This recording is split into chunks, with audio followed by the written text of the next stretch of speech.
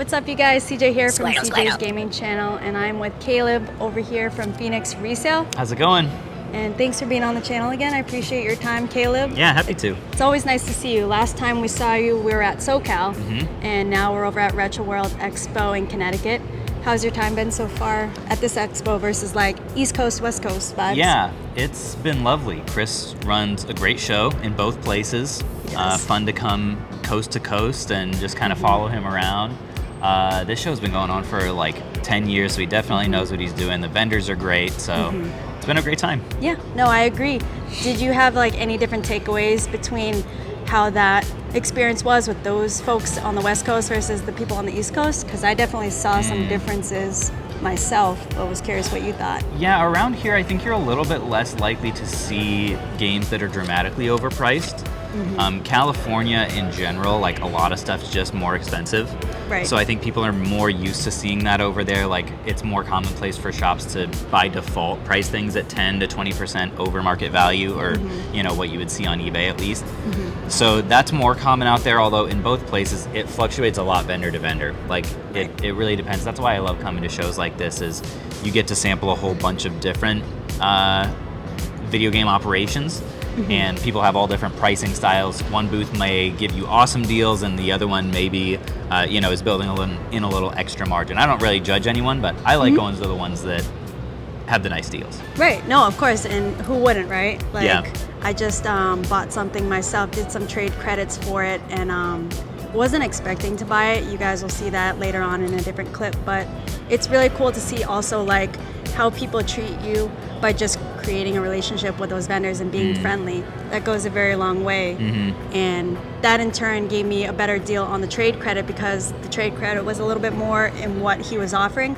But he's like, since you were a nice person, you're very personable, you bought from me yesterday, like, I'll hook it up. Nice. So it was very, very sweet. And yeah, I that just goes like a long being way. A nice person. Yeah, I was gonna ask you also, in like the next 10 years or so, where can you see yourself business-wise? Is this still something that you want to continue on in the gaming world, or do you want to transition to other areas of business? I could definitely see that. I really, boy, 10 years is a long time. I mean, 10 years ago I was in college, so hadn't a single thought in my mind about going into this industry. One quote in the business world that I really like is people tend to overestimate what they can do in a year and underestimate when they can do it a decade. So boy, a decade from now, I really have no idea. But if the industry's still good, if things are still going well, I'm definitely open to it. I've enjoyed my time being a video game flipper a bunch, and I think the best businesses are built over a very long period of time. Agreed.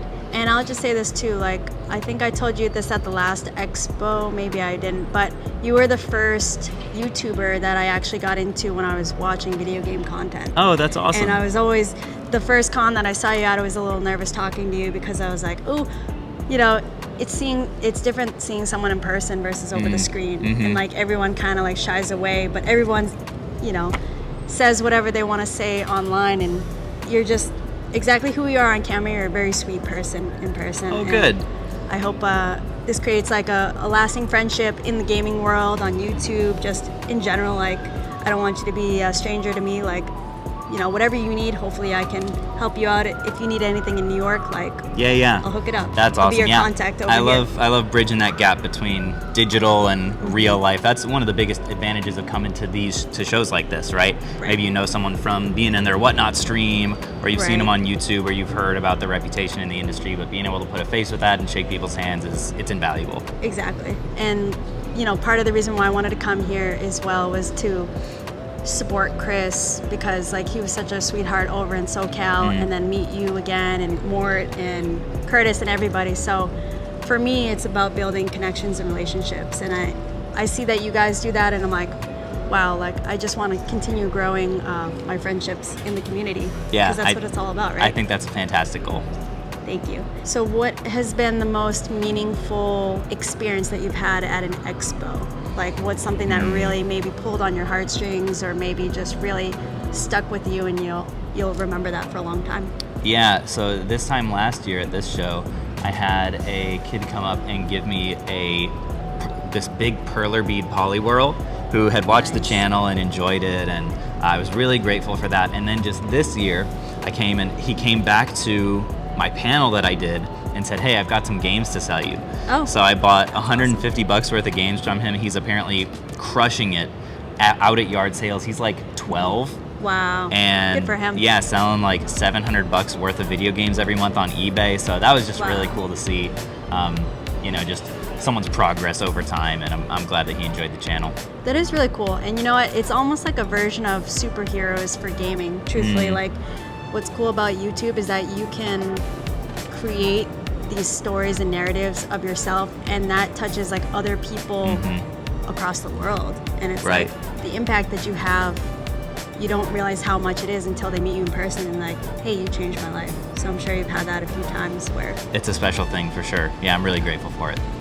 Thank you, Caleb. I don't know if there's anything else you want to tell the viewers, but I appreciate your time with us, and I hope to see you at the next event, or I gotta go down to Kentucky and see you over there. Never been over there before, so... Well, it's a lovely that'd be place, interesting. and yeah, I'm looking forward to when we can connect again. Cool. Thank you. Appreciate your time. Yeah, happy to. See you guys.